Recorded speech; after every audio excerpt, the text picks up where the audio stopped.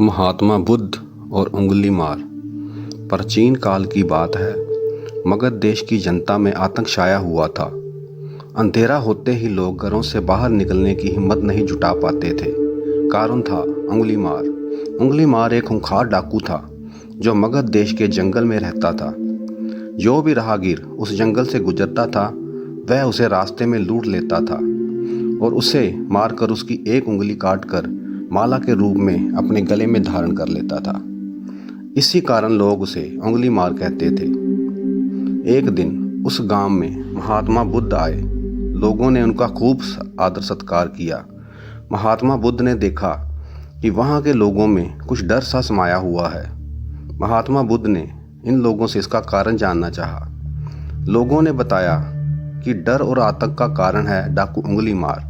वह निरपराध राहगीरों की हत्या कर देता है। महात्मा बुद्ध ने मन में निश्चय किया कि उस डाकू से अवश्य मिलना चाहिए।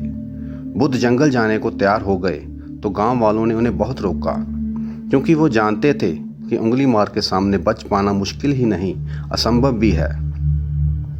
लेकिन बुद्ध अत्यंत शांत भाव से जंगल में चले जा रहे थे। तभी पीछे से एक कर्कश आवाज उनके कानों में पड़ी। ठहर जा, कहाँ जा रहा है? बुद्ध ऐसे चलते रहे मानो कुछ सुना ही ना हो। पीछे से जोर से आवाज आई, मैं कहता हूँ ठहर जा। बुद्ध रुक गए और पीछे पलटकर देखा तो सामने एक खूंखार काला व्यक्ति खड़ा था।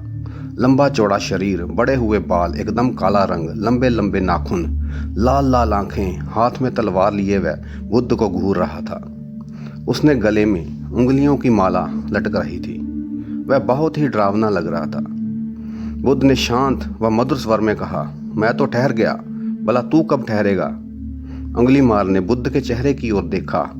उसके चेहरे पर बिल्कुल भी भय नहीं था, जबकि जिन लोगों को वह रोकता था वह भय से थर-थर कांपने लगते थे। उंगली मार बोला, हे सन्यासी, क्या तुम्हें डर नहीं लग रहा है?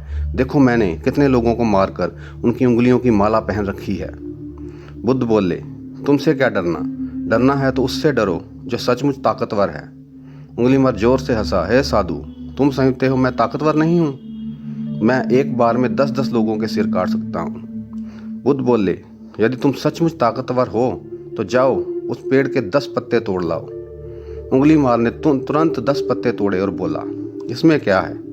कहो तो मैं पेड़ ही उखाड़ लाऊं। महात्मा बुद्ध ने कहा, नहीं, पेड़ उखाड़ने की जरूरत नहीं है। यदि तुम वास्तव में ताकतवर हो तो जाओ इन पत्तियों को पेड़ में जोड़ दो। उंगली मार क्रोधित हो गया और बोला, भला कहीं टूटे हुए पत्ते भी जुड़ सकते हैं? महात्मा बुद्ध ने कहा, जिस चीज को तुम जोड़ नहीं सकते उसे तोड़ने का तुम्हें अधिकार किसने दिया?